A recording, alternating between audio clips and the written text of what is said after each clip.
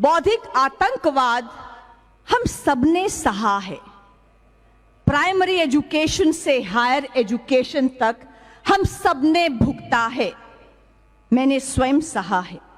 उदाहरण देना चाहूंगी, 2008 दिल्ली यूनिवर्सिटी बीए पास कोर्स, टॉपिक पढ़ाया जा रहा है एंशिएंट कल्चर इन इंडिया। उसमें एक चैप्टर है 300 रामायणास बाय A.K. रामानुजन। क्या पढ़ाया जा रहा है उसमें? उसमें पढ़ाया जा रहा है कि भारत का एंशिएंट कल्चर कैसा था।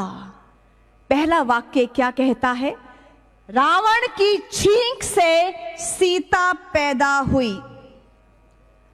रावण सीता का बाप था। रावण ने गर्भ धारण किया, 8 महीने के बाद उसको छींक आई, उसके नाक से सीता पैदा हुई। दिल्ली यूनिवर्सिटी बीए पास कोर्स, कंपल्सरी सब्जेक्ट।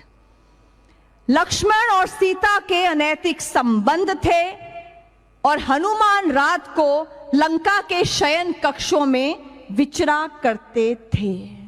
वो मार्क्सवादी शक्तियां यूनिवर्सिटी में बैठी हुई हैं जो anti Hindi, anti Hindu, anti देश काम करने में लगी हुई हैं। हमने एक लिबर्टी ली सुप्रीम कोर्ट से कि हम जाएं और वाइस चांसलर को ये बात बताएं। बार बार लगातार हम लोग वाइस चांसलर साहब के पास गए।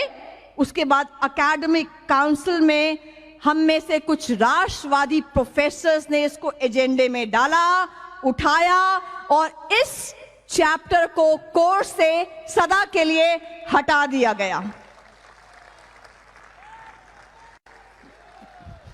यहां तो तालियां बजी। तब क्या हुआ? तब राष्ट्रीय न्यूज चैनल से लेकर राष्ट्रीय समाचार पत्रों की हेडलाइन से लेकर न्यूयॉर्क टाइम्स और बीबीसी तक क्या कहा गया?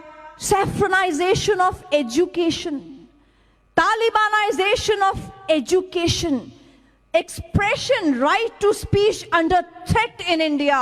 अभिव्यक्ति की स्वतंत्रता पर आघात हो रहा है।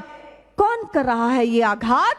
ये आघात कर रहे हैं Hindu fringe elements.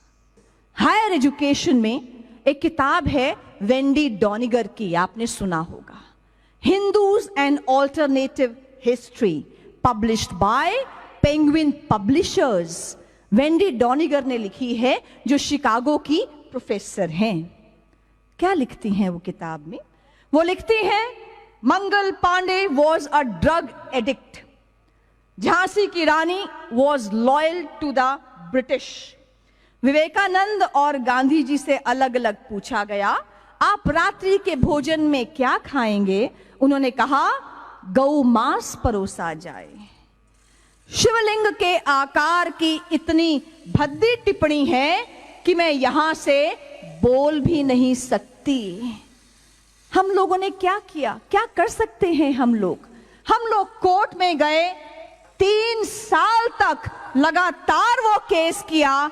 Wendy डॉनिगर, penguin publishers India और यूएसए को समन कराया, उन पे कॉस्ट लगवाई और 3 साल के बाद जब क्रॉस एग्जामिनेशन का समय आया, Penguin came to our office and Penguin publishers said, we want to compromise.